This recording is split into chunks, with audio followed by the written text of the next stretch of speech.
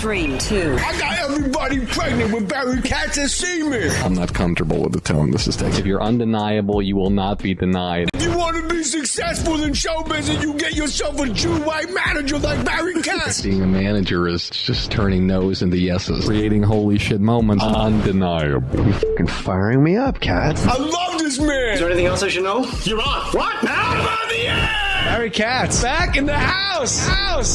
Let's do this.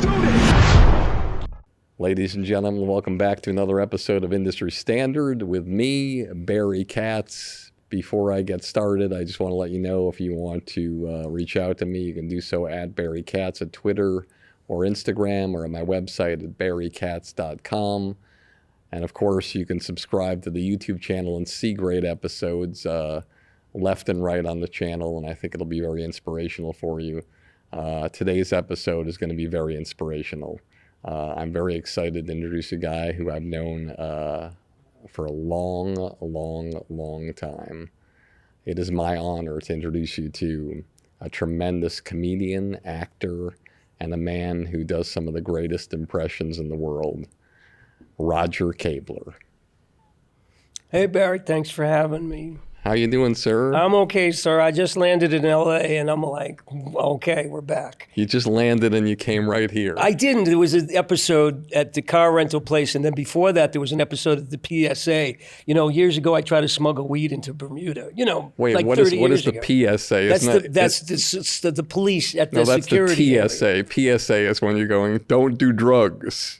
Well, this Do is not do drugs. very apropos. Okay, or so it'll it's, fry your brain. see, this is your brain on drugs. This is your brain on a frying pan. No, TSA. So Anyway. I'm at the TSA, and the guy looks at me, he looks at my license, and he looks at me, and he looks at my license, and I'm like, oh no, what do I have in my bag? Because I'm having one of those flashbacks, like as I try to smuggle weed into Bermuda, and I'm like, do I have anything? And no, I've been sober for 21 years. And the guy goes, I know who you are. And I'm like, what? And I'm like, okay, what? He goes, good luck. Thanks for doing what you're doing. I follow you on Facebook. I'm like, oh, God, I thought I was in trouble. Somebody recognized me on my way to LA to do my movie. And I was like, okay. And I don't know if I was more happy about that fact that somebody recognized me or the fact that I wasn't in trouble, you know? Your movie, Being Robin, which premieres this month on September 17th at the Landmark Theater in Westwood. It's going to be an exciting night, but we'll talk about that a little bit later. And you're one of the producers and the host. That's what you've told me. But well, it's already it's burnt into the movie now, so there's no backing out. No, I can't get out. Okay, all right.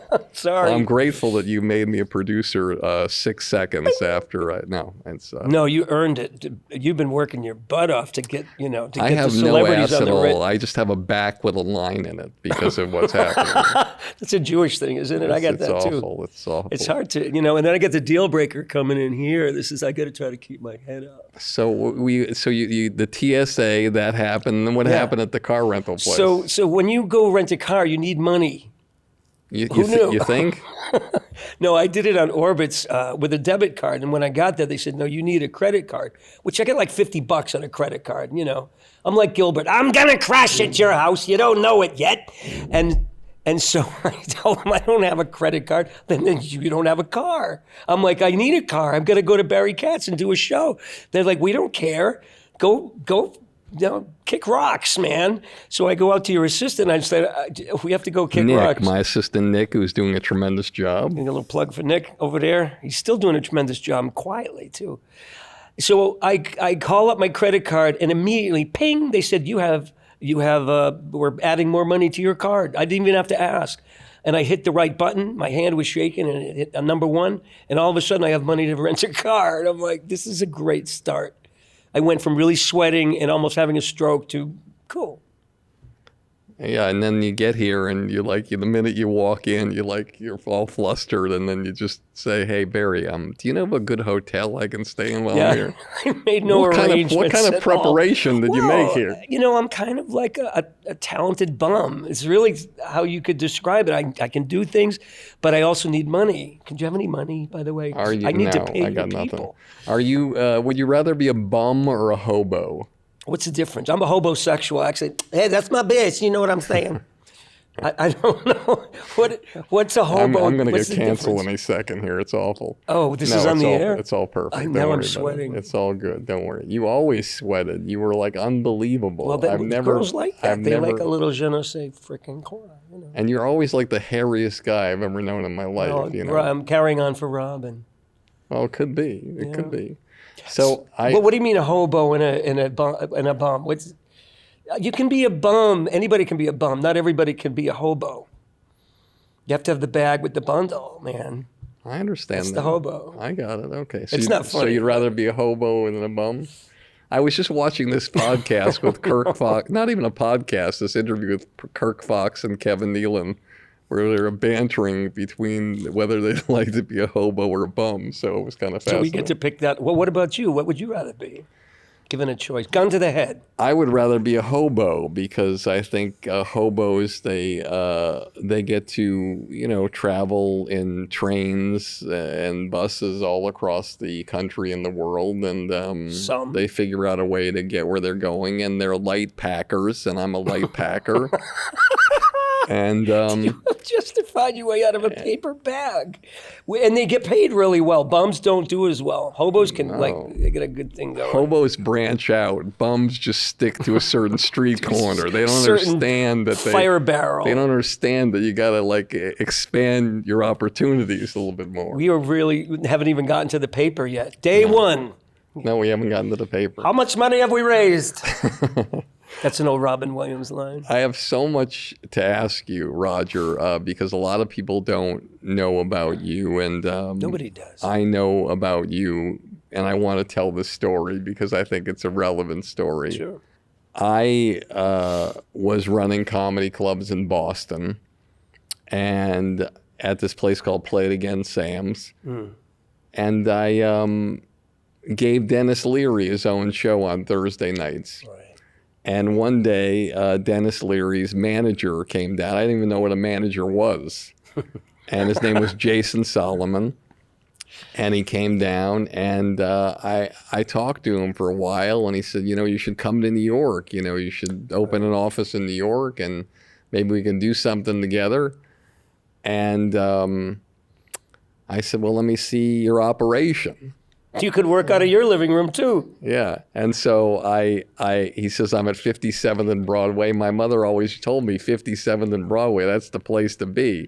So I go and I find the address, and it's just like a door on a brownstone. And there's like a bunch of buzzers, and I see, Solomon Full Circle Management. And so I buzz the buzzer, and the voice comes on, come on up. I'm thinking, come on up. Come on up. Where am I coming up? And I walk in, and literally it's like a fifth floor walk up, and I'm walking up 5 flights. So there's no elevator. I finally get to the top. I'm literally, sweating like Mike Tyson at a spelling bee. It's unbelievable. And I get to the front door, and I knock on the front door, and Jason opens the door, and I'm in his living room. And sitting on his couch in the living room is Roger Kabler with this huge, massive contract in front of him. It was on like legal size paper, like whatever, 3, 4, 5 pages. Mm-hmm. And you can see on his face, he's like, do I have to read this? Whatever. And he's just I never read anything. Signing his life away. And I'm like, what, you're signing that? You don't even know. Because Jason went to the bathroom. And I said, how you doing, Roger? He said, yeah, I'm supposed to sign this. I haven't really read it. And he just signed it. I'm like, what are you sign that without reading it?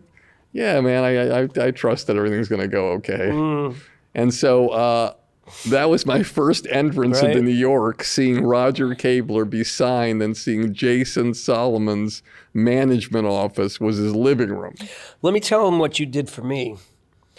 Barry got me started as a headliner around colleges in New England, but not just colleges. There was a bar called Jimmy's in Dedham, a biker bar. And you got me in there, and somebody tipped off my family, who on my dad's side were a lot of rich Jews. So they show up at this bar.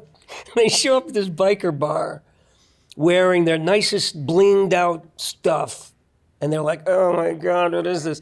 And they they never turn the hockey game off on the stage and the volume. So I'm up there screaming my act, doing my half Torah for my bar mitzvah, writhing. And it was like I'll never forgive you for this. But it's not your fault that the Jews came in droves, man. But that was one of the... And so you bombed your first gig for me? Well, yeah. No, there were some colleges that worked out fine. I gave you your first. Teeth. I gave you your first headlining gigs. You did, and you also took me out of retirement and on the next best thing, which we didn't even talk about. Yeah, I did a show with a man that I had breakfast with this morning, Peter Engel, who How's created. he doing? He's fantastic. Good. He's like 89 years old. Oh my God, he And, was 89 years old 20 years ago. Probably, and he created Saved by the Bell, and maybe six different morning television shows for kids that he was doing at once.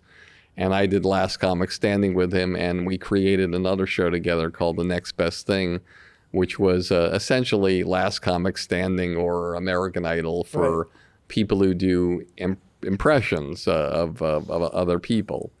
And I remember reaching out to Roger, and you went on the show, and you were incredible. And I remember Robin Williams through the grapevine saying how incredible you were at doing him. Yeah, Rick Overton told me that. Rick Overton, a we have mutual tremendous friend, comedian who played the maitre d' in Mrs. Doubtfire. That's right. It was nice to hear that from Robin too, because he knew about me, but I never met him.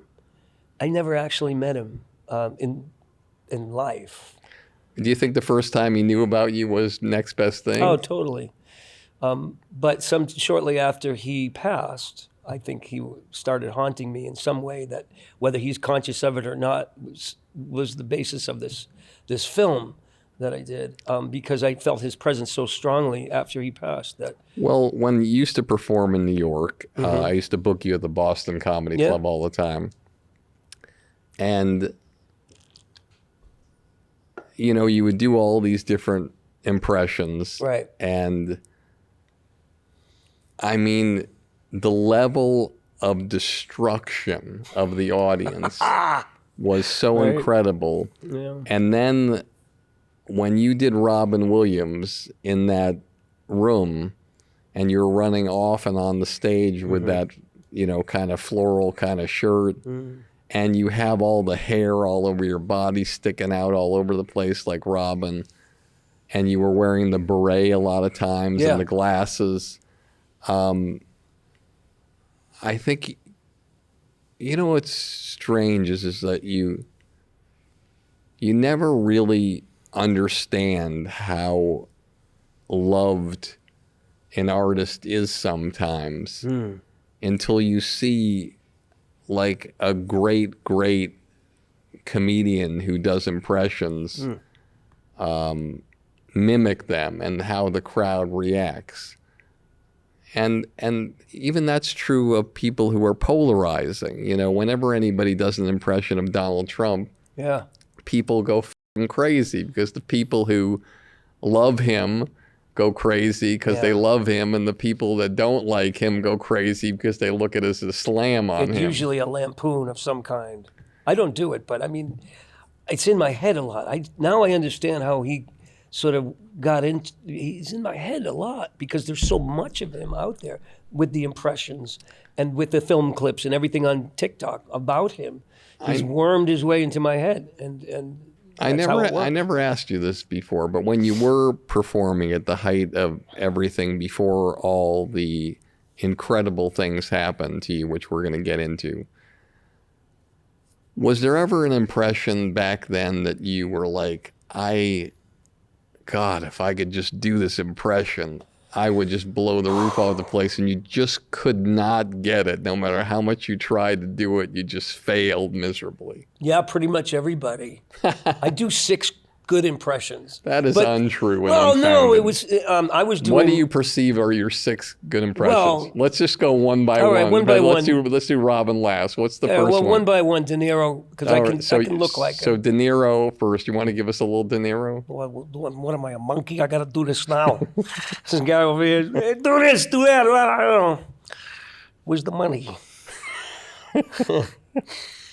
So when you do, and Brando, what? So before we go on with it, when you do De Niro, Excuse me. How do You guys all read? How do you start? Do you start by looking in the mirror and it's the face and not the voice? Barry, I would spend hours in the mirror, like trying to find the right angle that Brando would hold his face, you know, and it would be finally when I'd see it, I'd be like, there it is. And that's, you know, you talk to any impressionist. So the first thing you do is in the mirror getting the angle of the face. No, I'm a method comedian, actually. I gotta try to figure out how they are. You know, De Niro has this power. And if I could do sort of a demonstration, I used to do how De Niro, Pacino, and Dustin Hoffman swat a fly. Different ones do different things.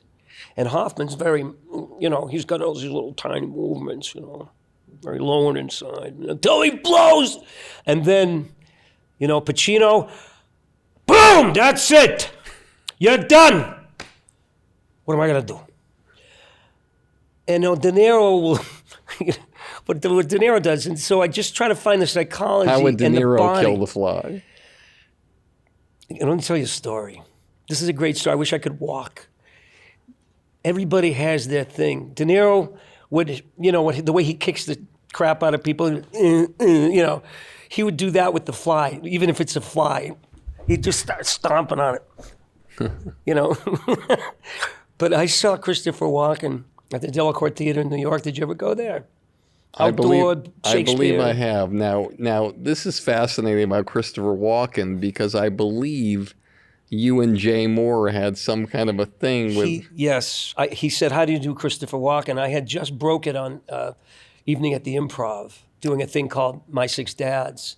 It was a bit I did without rehearsing it or ever introducing it. My in the club. Six Dads. Yeah, it was six dads raising one kid because nobody knew which was the actual father. They all slept with the mother. So it's just like really stupid. And it was a whole 7-minute routine? Yeah, it was like Bill Cosby and Richard Dreyfuss and Pacino and John Travolta and Christopher Walken. And the first thing he said was, your mother was a little tramp. What do you mean? She was a loose woman? No, she had a little mustache. Funny, like Charlie Chaplin, you know. And then, you know, Jay Moore said, how do you do Christopher Walken? And I don't do the voice real well. What do I have, crazy foam? No, I do. Oh, you do? I didn't notice. For our friends at home, crazy foam is when you talk too loud, too fast, for too long, and you get this stuff. I'm glad neither of us did this. Actually, crazy foam on the white stuff on the side of your mouth, a lot of times when you see somebody struggling with that, it has to do with certain medications they take for mental illness. But we're going to talk about... Or that they're not taking, then they should. Or that they're not taking. We're going to talk about that a little bit we'll later. Get back so to keep that. going. So Christopher Walken, I broke it on MTV, and I was the first one to do it, though not the best, I admit. So there's some great Walkens out there, but I was the first. And Jay said, how do you do Walken? And I said, well, you have to act like you're going to snap, like any moment, nervous breakdown. That's it. The voice is secondary to me. I don't do the voices as well. I got problems with my vocal cords. So I don't even really sound like Robin, but I feel like him. And when you feel like the person, you could do it. So you got, just hang on a second, you had De Niro, Pacino. Right, Brando. You had Dustin Hoffman. Right. Yeah, Brando. What was the Brando from The Godfather? Anything. Streetcar names. You think you're God Almighty, snow? Oh, actually, that's on the water.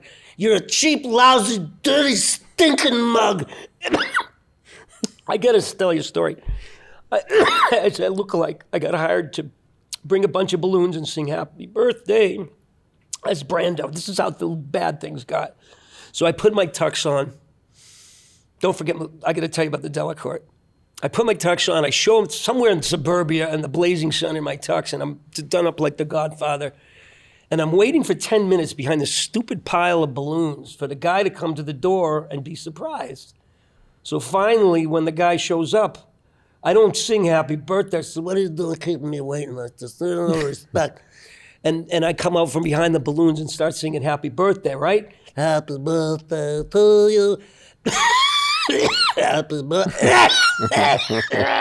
And I start wandering onto the lawn and pass out and die in the middle of the song. And that was my bit. And they got the whole thing on the camera. I was so mad. I just decided to kill myself on the lawn. I mean, that's what you do when you're failing. You just don't care anymore. like right now. It's just, what we have to All right, lose? so you got those. You get the Richard Dreyfuss. Oh, yeah, right. Richard Dreyfuss. Do you Well, need some water? yeah, I've got There's some water down there. Oh, if you there wanna- was. I kicked it over. Oh, here, you can use mine. I don't want to use yours, man. You can use mine. No, Don't worry about the open source. please. We'll be I don't want that anymore. So Richard Dreyfuss, yeah, I saw Jaws like 40 times. I was going to be an oceanographer and do all the entire thing because I worshipped him, you know? And I'm struggling with the voices. Wait a minute.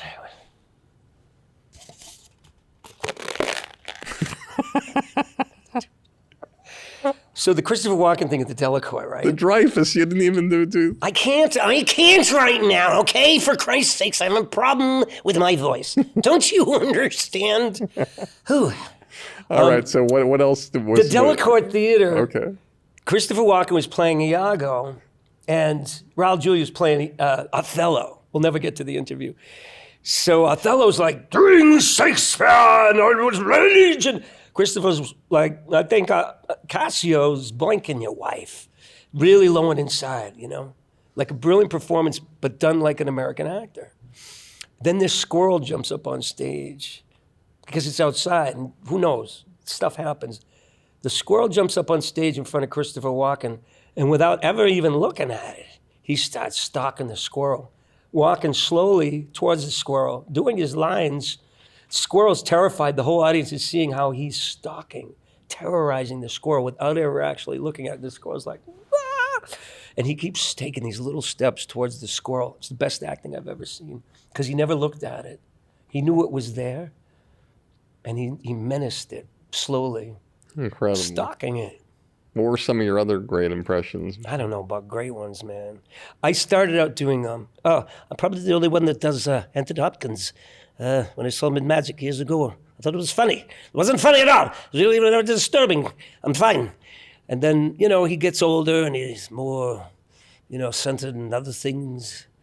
But I love that one. I don't know about the ones I couldn't do. You know, like Nicolas Cage, I don't touch the impressions that other people are doing because they're theirs, you know. I think. Did you ever want to do, like, during your time of doing impressions, did you ever want to do any kind of president or no president you could do? My first one was Richard Nixon, based on Rich Little. Yeah. You know, I imitated Rich Little. Now, I actually do Rich Little. How do you do Rich Little? Well, you guys know who Rich Little is? I mean, isn't he still doing shows in Las Vegas? Apparently so.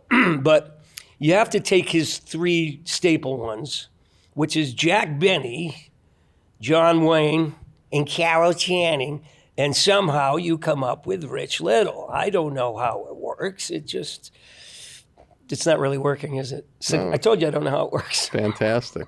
And so how did you decide in New York City or wherever you were doing that you were going to start doing a Robin Williams impression? And there's many Robin Williams impressions along the way. There's the early Robin Williams with the Mork versus Ork. Right, There's the right. kind of the world according to Garp kind of Robin Williams. There's Middle-aged. there's the Goodwill Hunting kind of Robin Williams. You know, there's the Mrs. Doubtfire Robin Williams somewhere in the middle.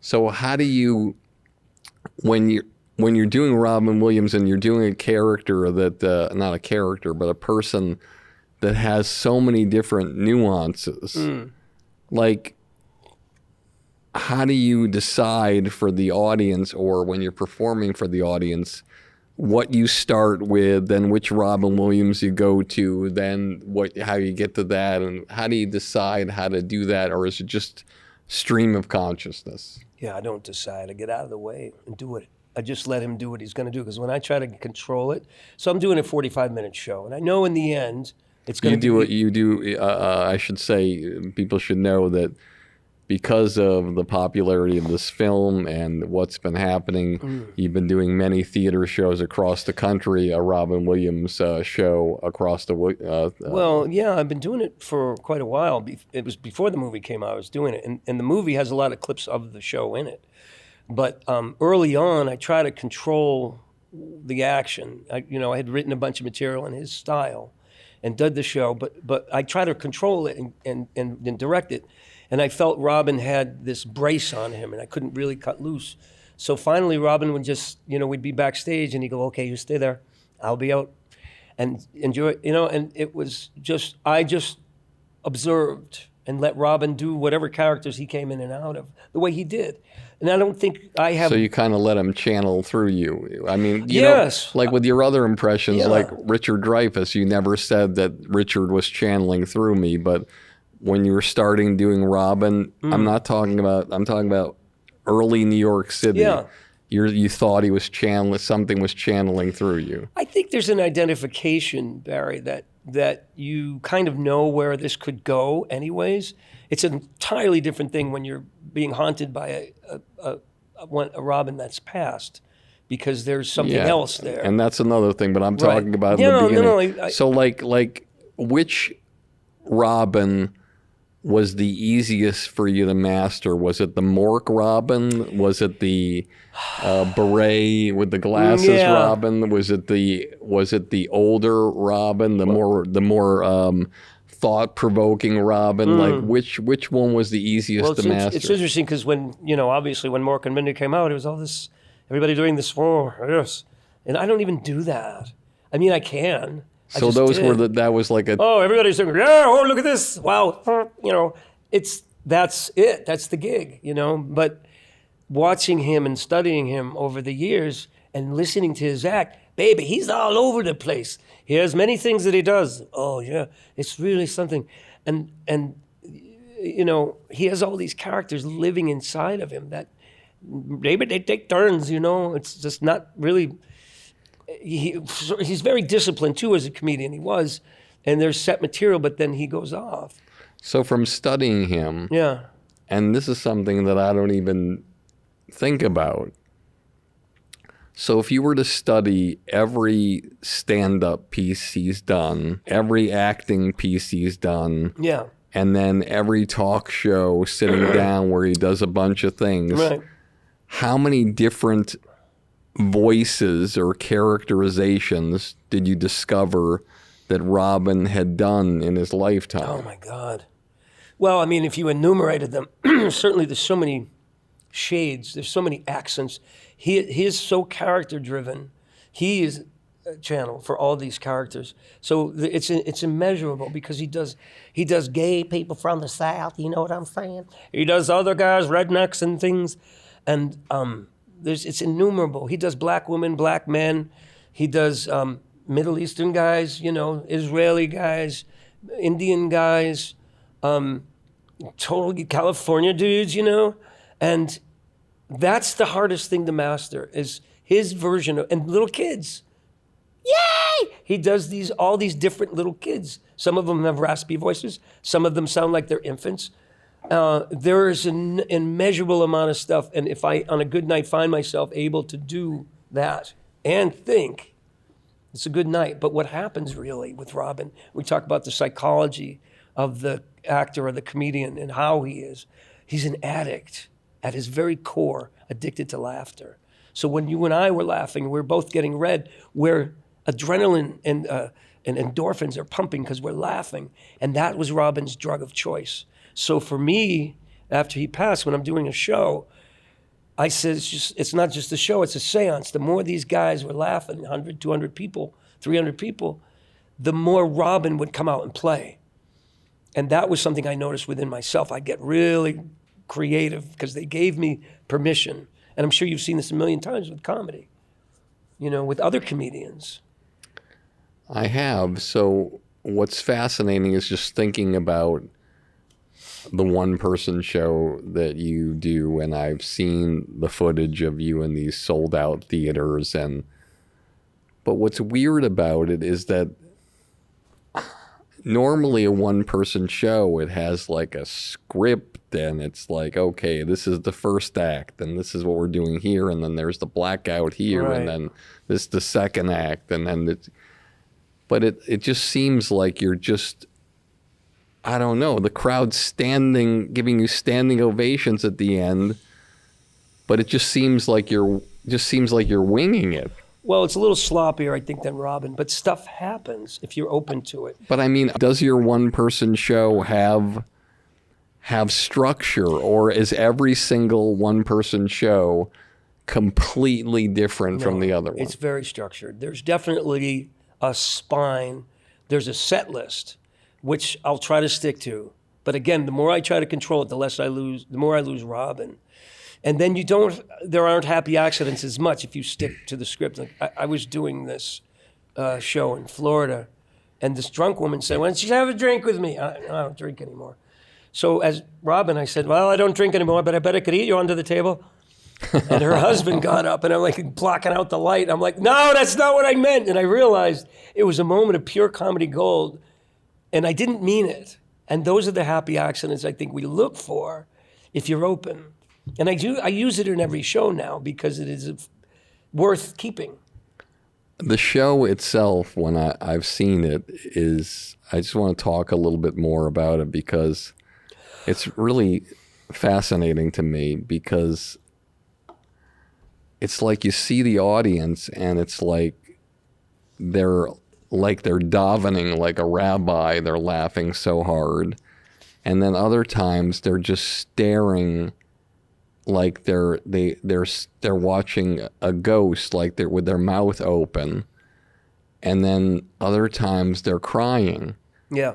And it's like the emotional roller coaster that you put them through. And it's this weird thing where you have the confidence in the show to embrace the silence, which is one of the things for stand-up comedians who, you know, if you can embrace the silence, you are on your way to superstardom, because that means you have the confidence and the power to know you have the audience in the palm of your hand.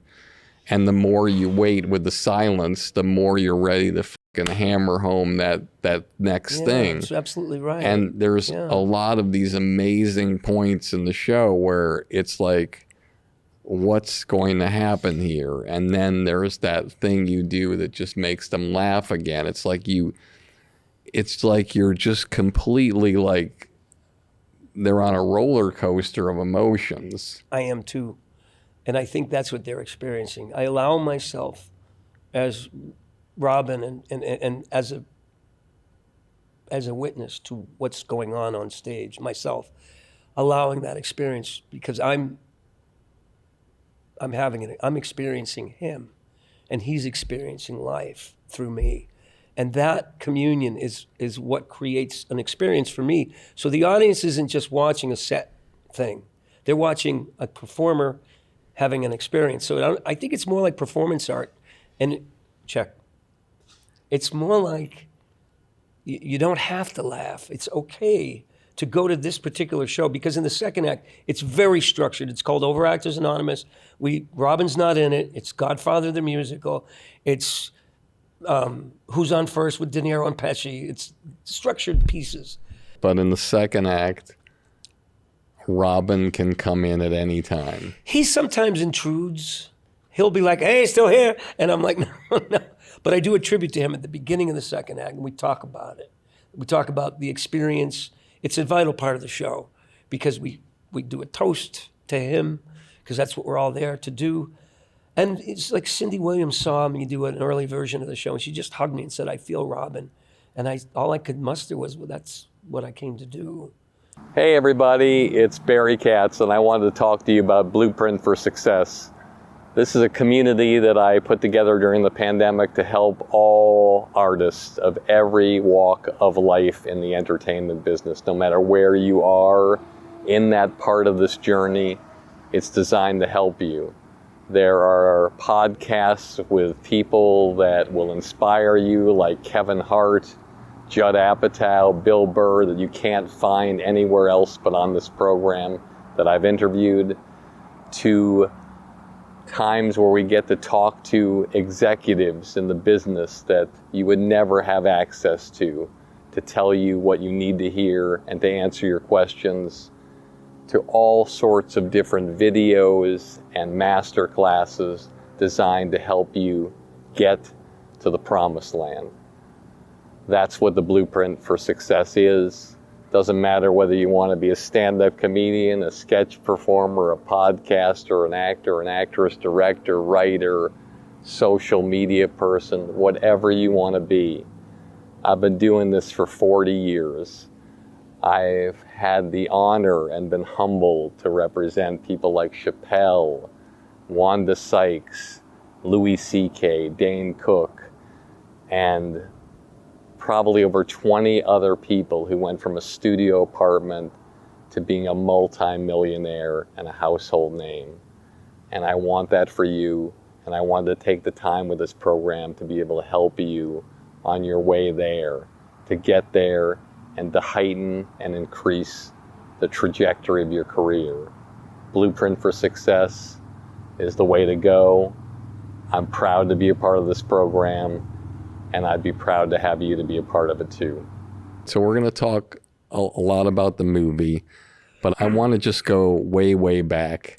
Take me back to where you grew up, what your family was like, what was the economic dynamic of the family, and what was your first inspiration to getting into this f***ed up business?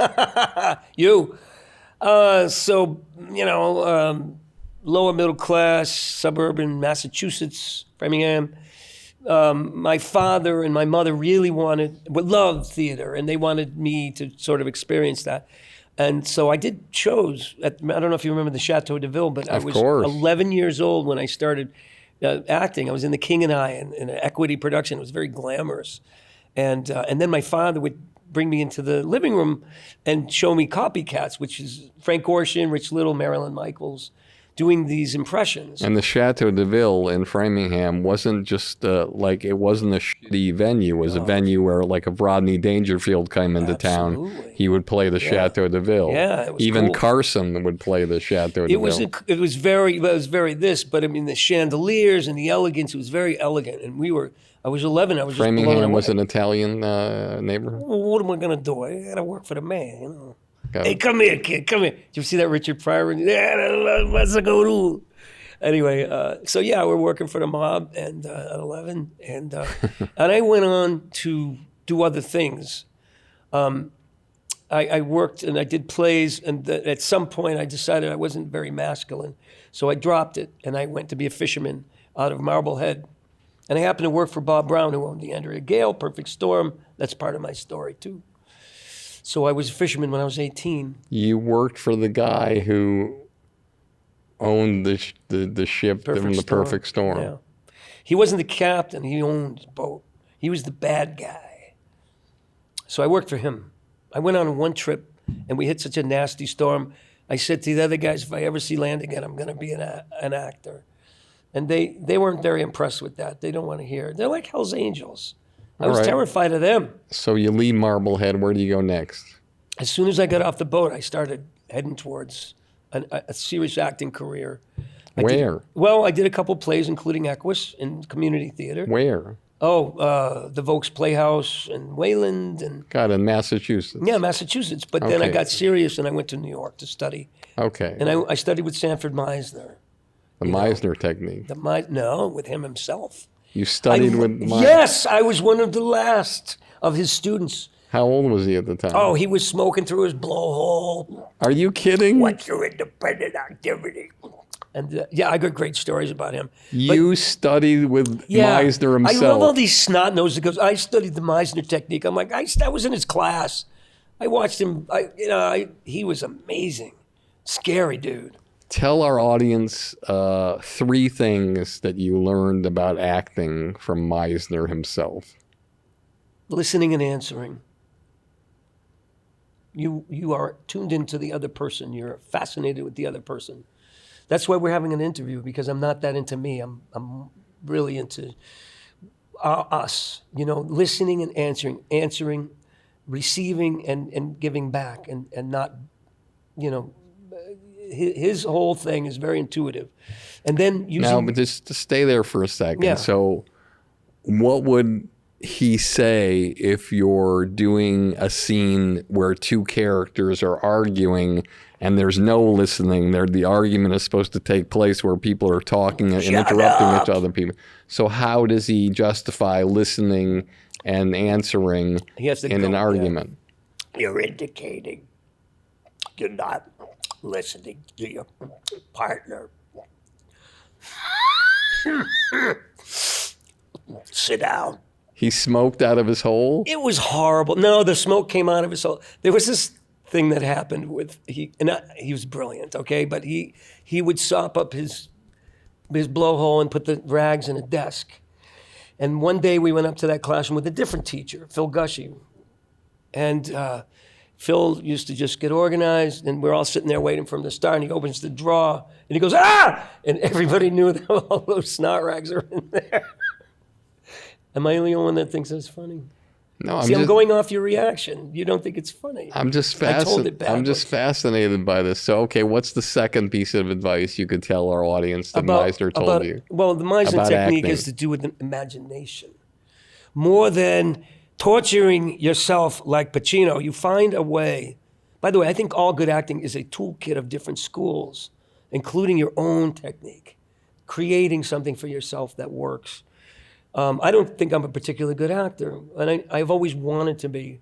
And I look at how other people do it, and But I'm people okay. always talk about the Meisner technique. Yeah. You studied with the actual guy. Right. So what is it that you learned that you can impart to You the have audience? to make your circumstances hot for you. You don't come in blasé. You don't. And the Meisner actors tend to be very, very dramatic, but they're also very grounded in reality. So you have a doing. You're doing something. You're not just acting with the other person. You got some business. So they have these independent activities, and then you have emotional preparations, and you bring it all together. Independent activities, emotional prep. What are you coming into the room with? I've had a horrible time trying to get a rental car. Now I have to sit and talk, and I haven't eaten today, Barry, and all I got is this lousy cup of coffee, and it's hurting my stomach. That's my preparation. But I have to act like I'm having a good time. So we're listening and answering. I don't have anything to do other than try not to sweat. That's my activity, you know. But you combine everything together and you do a scene. And there's also a way of learning a scene by rote where you learn your lines down cold and you don't have to think about them. They just come intuitively. There's a lot of things to be learned with that technique. I got thrown out of school, by the way. I didn't last. I was too busy doing Al Pacino in ballet or whatever. Tell our audience just do one bit from any routine you did in your entire lifetime where you could do it, and then after you do it, you could share what you're doing, or while you're doing it, what the Meisner technique is as you're doing it. I like to do Al Pacino in a certain circumstance when he's explaining to the audience why he's in the Overactors Anonymous room, sharing how important it is for him to win an Oscar because he's overlooked so many times. I'm not doing a good impression right now because I'm but I do try to connect with the feeling of being left out time after time. Ha!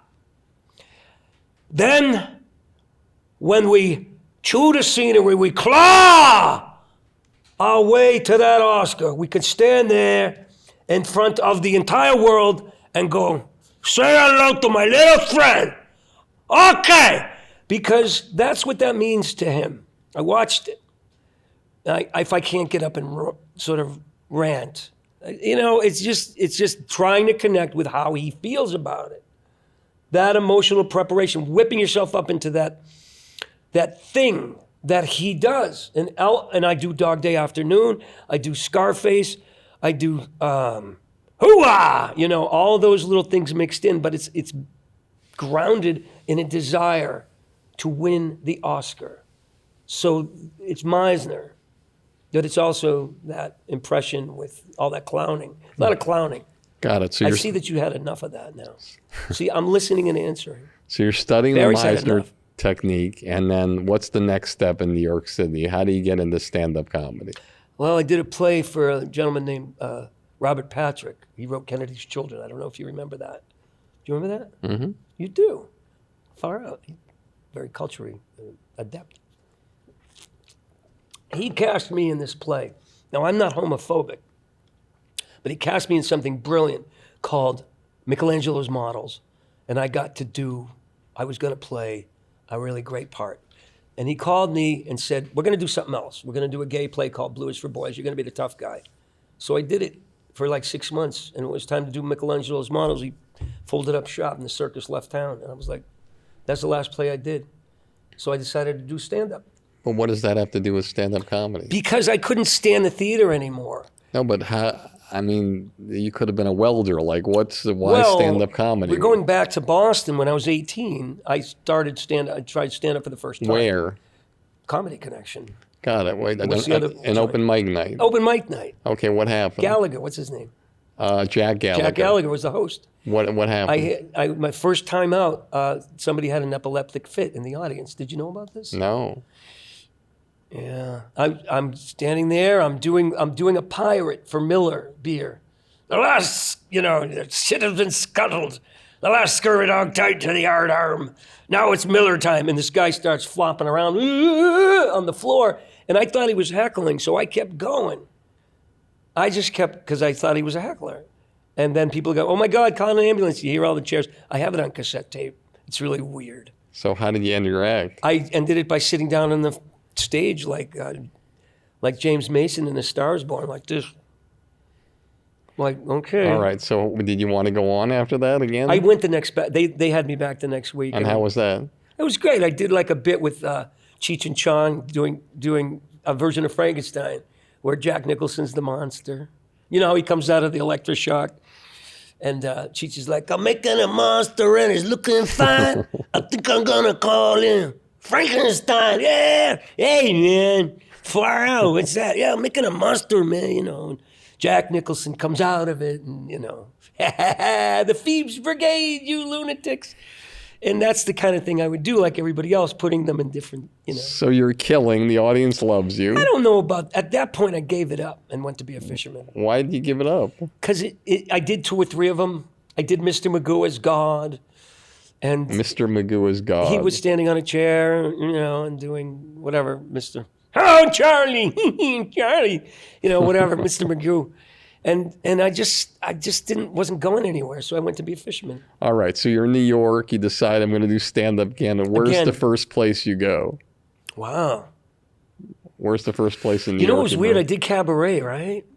I did cabaret. I booked something. I just wanted to do it. I put an act together. In 3 weeks, I was up at Don't Tell Mamas or Jason's or one of those places. But what kind of cabaret act? I know what it was. I was on a cable show called The Trivial Show. That was before this. I auditioned. I did my characters.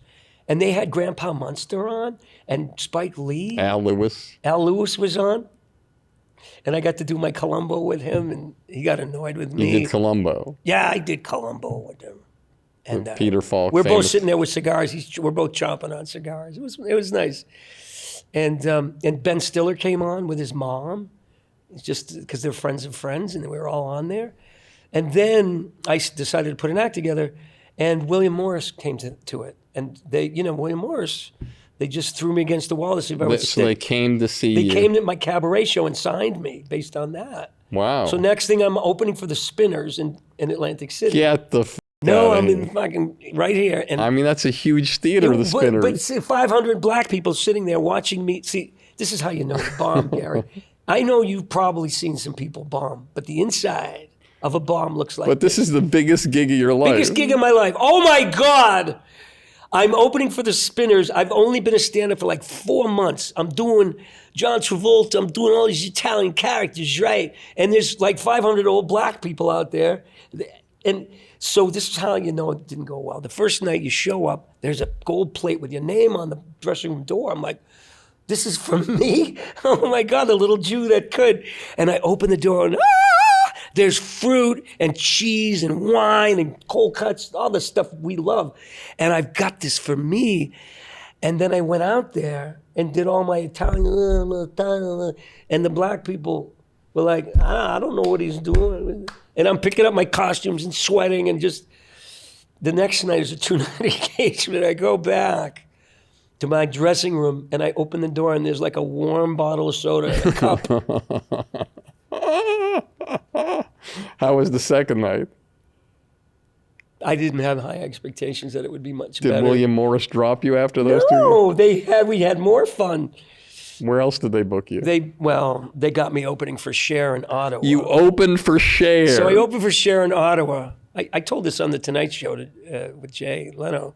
And so I go there, and they screwed up the flight, and I had to get on a different bus. And I get there, and I'm like, and it's half of a football stadium, 6,000 people. Here's little old me, and You're outdoors. I'm outdoors in a country fair with 6,000 people in a stadium, with my hairy, sweaty act. For those you don't know, whenever you do comedy outdoors, the laughter just gets lost in the air. So you don't worry about that because they weren't laughing even anyways. if you're killing, it doesn't feel like you're doing. No killing here.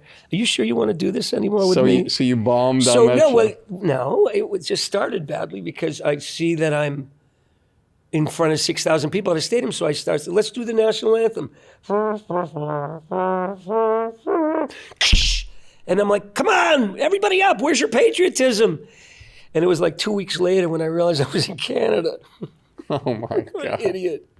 So how did you finish off that gig? Did that go better? Somebody rushed the stage and tried to attack me. And I was doing Travolta's, oh, my God, the #1 fan. And the bodyguards grabbed, I mean. So you got 3 gigs in a row you don't do well. Did William Morris still keep you?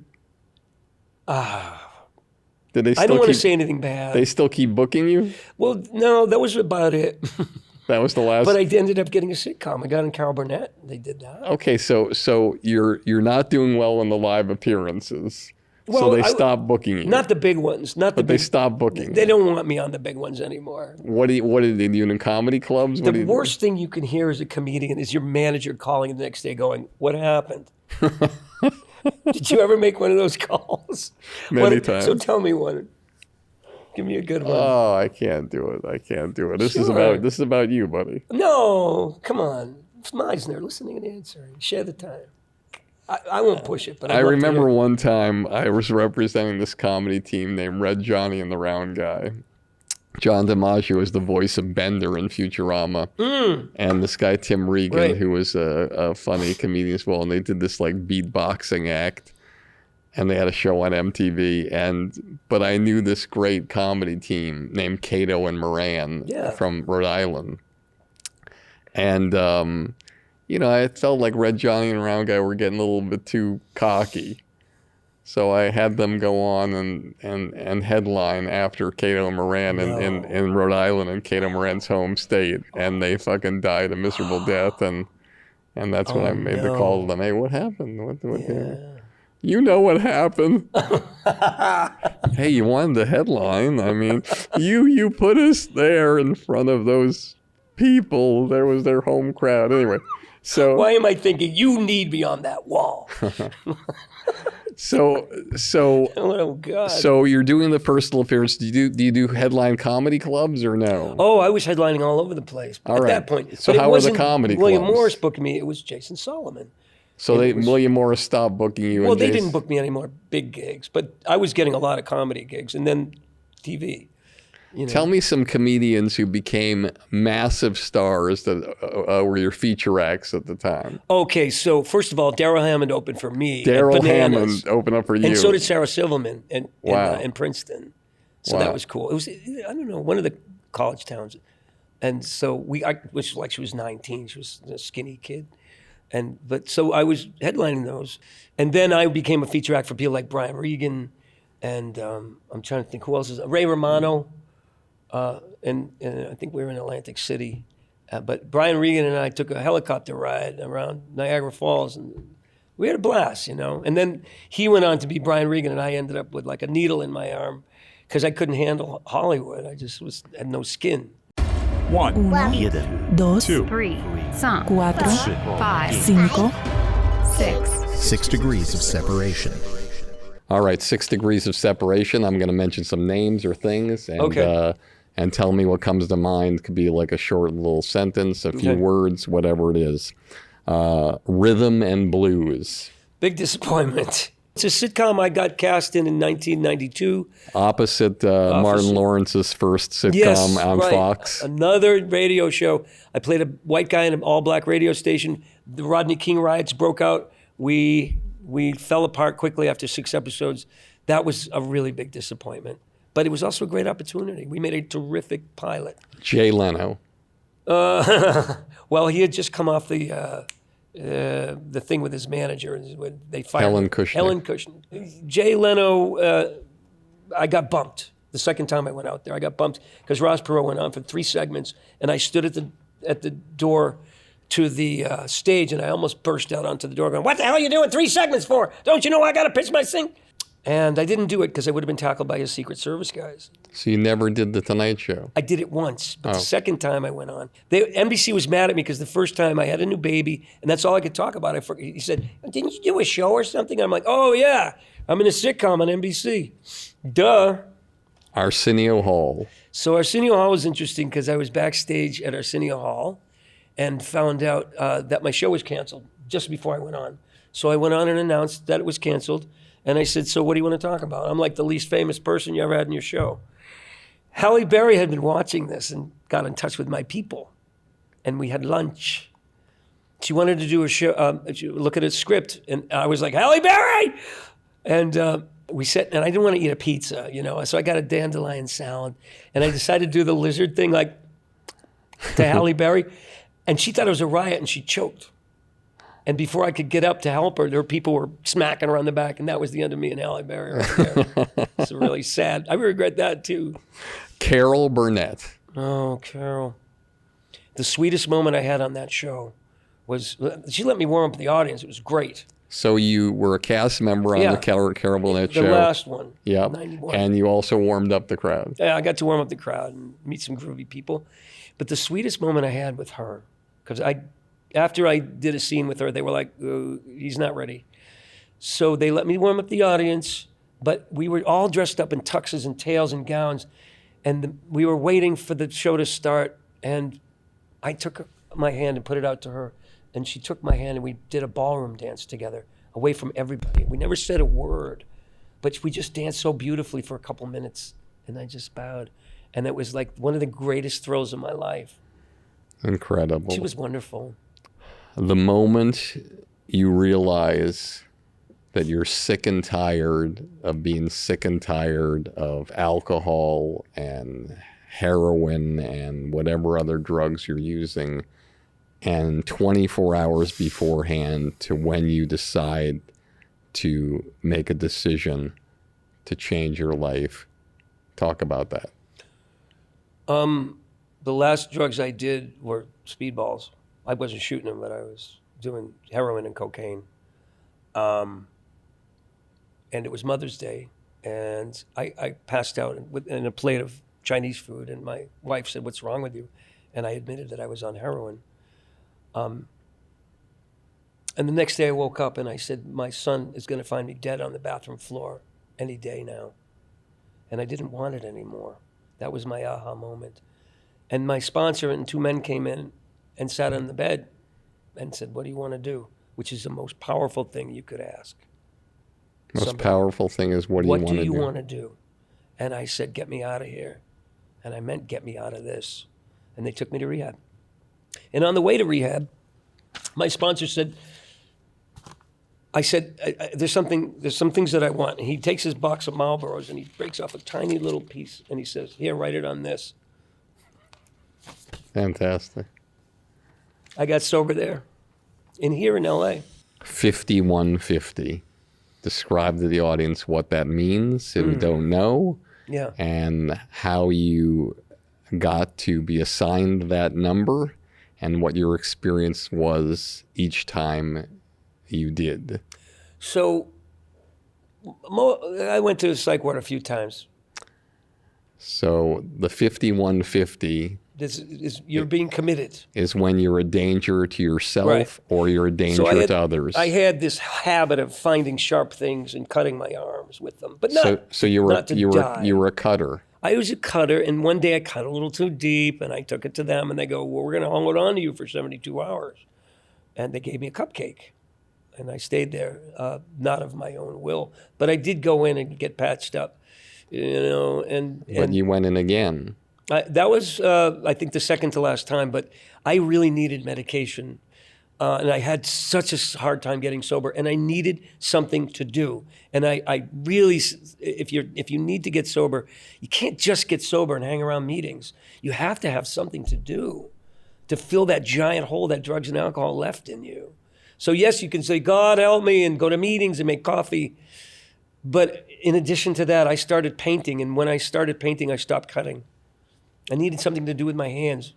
Why don't you tell the audience firsthand, if you had to say in just a few sentences, what people can expect from going to see Being Robin. And again, if you want to get tickets, you can go to my website at barrycats.com. And it's there's a few seats left, and you can do that if you want, and we'll take care of you. But how do you describe the film, and what can they expect when they go? Well, first of all, it's an invitation. When somebody calls and they don't have to pay. Nobody's paying. That's correct. It's a premiere. Nobody pays. But what they can expect is the unexpected. I wouldn't consider this a comedy. It's genre fluid, really, which means it's a documentary. But I had to reenact some things that occurred in my life around Robin. They're not going to see a technical marvel, but there is a lot of whimsy, curiosity, and mystery in this film, more than there is comedy. There's comedy. There's me on stage being Robin with some really funny stuff, but that's not the story. The story is how I got smacked in the back of the head by this spirit who took over my life and made me wake up. He wanted something from me. I swear to God, this film talks about how Robin wanted me to help him get back to work in my mind, whether or not I'm mentally ill, or he really came to me and said, well, I'm not done yet. I have things to do. He wasn't done. So I wrote a show, and that's what this movie is about. I wrote a show with him hanging over my shoulder going, that's not funny. Yeah, that's good. And we did the show, and gradually it started to take a form, and I started touring with it. But my mental illness made me hang on to it instead of letting him go. And according to the spiritual psychologist, you can't hang on to a departed spirit. You got to let go. But this went on and on until it got sick. And we show some really tough stuff where Robin is the one that's having the problem. I'm just going around saying I'm Robin. And this happened in life. I went to Reno and I felt Robin, and I'm like, my God, I'm Robin Williams. Nobody knows I'm here. And I started crying because I'm back. And I walked up to these two people in Reno and I said, I'm Robin Williams. And the guy looked at me and he goes, it's nice to have you back. And he didn't say, get out of here, you freaking bum. He took my hand and I'm like, thank you. And that's the movie. And you have to get through some darkness to get to some real joy in this film. So you're going to go on a roller coaster. Strap in, strap on, put your hands in the ride. It's not like anything you've ever seen, because I'm not like anybody, and neither are you. And I didn't want to imitate anything I'd ever seen. So whether it's a good film or a bad film, the reaction that people have is like, some people have watched it 15 times because it's a mystery. Amazing. That's cool. Your proudest moment in show business? This is it, man. I came to Hollywood. I flew in, looked at the Hollywood sign and said, my movie is premiering here. A movie that I came up with and spent 6 years on and struggled and pushed that frickin' thing uphill for 6 years. And it is premiering in a week. And I'm like, I don't even know how that happened. Tuesday, September 17th at the Landmark Theater because in you said Westwood. yes, because people like you looked at the movie and said, this is so weird and unusual. And you jumped on. And well, I love the movie because, Thanks, it I said this to you the other day, and maybe some other people might think this is not complimentary, but I said to Roger, I said, look, anybody who's coming to see this movie and they want to see a perfect film, they better just go home. This is a movie that was done by somebody who was struggling. Like you said, it's a movie made by a guy suffering from mental illness in his bathtub, And so there's going to be moments. So there's moments in the film that you're like, okay, why is that there? What's happening there? Right. Whatever. But the spirit of the film and how it goes and how it feels in your journey through your struggles, and coming out on the other side are fascinating. If I could ask the moderators just to rebut that last thing, the people that have seen the film, we've had a few test screenings, they had a very emotional reaction. The very first screening was a rough cut, and I had 50 people, half of them I didn't know, and I gave an anonymous questionnaire. Everybody said the same thing. It's extremely personal, emotional, it's very touching. Fix the freaking sound! So it took me a year to fix the sound. Everybody was mad because the sound was all over the place. So I hired an expert to help me fix the sound. So we did eventually get the movie where you could listen to it. And it took a long process between the lawyers who worked me over 3 months to make it legal and the Giant Pictures who's distributing with me to make it technically good enough. It's not Marvel's. It's an independent film made by a guy with bipolar, like you said.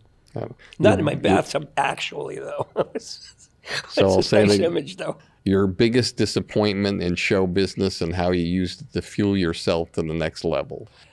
Everything happens, and even if it feels bad, it isn't necessarily bad. It takes you in a learning curve to something else. So I'd have to say that my biggest disappointment had to do with this film. After a period of time, I put it on the shelf. It had some screenings. It had a couple bright moments. And then I realized I got to let it go. And I felt Robin pushing me and saying, just try a little harder. Go a little bit further with it. And the next thing I knew, I had a rep. And he took me through what it takes to get to this day. And so that disappointment pushed me into trying really hard and putting everything I had into taking this film, including a lot of fundraising and a lot of getting used to being just absolutely put through the machine, like as in Pink Floyd says. Disappointments are like the series was canceled, the other series was canceled, you got fired from Zima, and of course the loss of my career totally when I turned to drugs and alcohol after the loss of everything. I just disappeared under a blanket of drugs, alcohol, mental illness, and I spent years before you called me just painting and recovering, in and out of psych wards, rehabs, and so forth. But I finally did get sober, and you called me in the middle of my retirement and said, hey, you want to do a show? And pulled me out of. Now, when you're going to come back, when you're going to make a comeback, you don't do it in front of 8 million people, by the way, which I did. You do it at a coffee shop, you warm up. But no, I stepped out in front of 8 million people on your show and did the best I could at that time. You killed. Oh, please. All right. What advice do you have for the young person who's, has a dream, a dollar, has some talent, but is suffering from voices in their head, deep depression, deep highs and lows, drug abuse, trying to get sober, and fighting through to get to the point to have the kind of moment you're going to have next week with the premiere of your film, Being Robin? Wow. Easy. Get out of show business for a little while, and get your feet on the ground and get the help that you need. Show business is always going to be there for you if you have passion for it and you're good at it and you're different from all the other kids in some way and you're unique and you have a voice. But you can't build anything on quicksand. You can't build something on a house of cards. You have to, in early recovery, make a foundation that you can build something on.